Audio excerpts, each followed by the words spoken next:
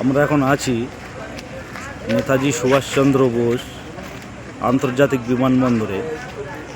এখন বাজে রাত 1:10। হজযাত্রী ফিরবে, তাই আমরা এসছি। দেখুন কত সুন্দর পরিষেবা, কি সুন্দর লাইটিং করে রেখেছে, খুব সুন্দর পরিবেশ।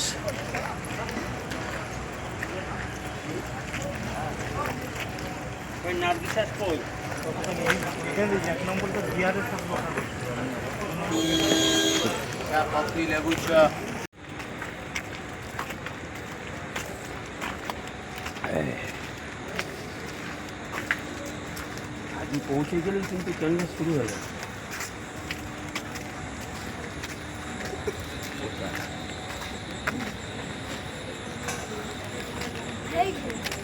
সেই ওরা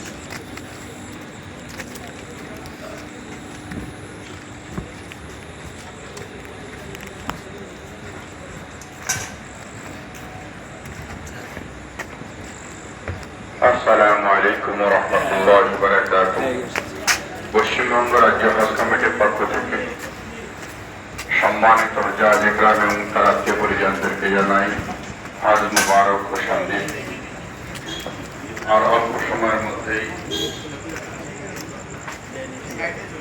সম্মানিত জাজ ইকরাম যাবতীয় কাজ সম্পন্ন করে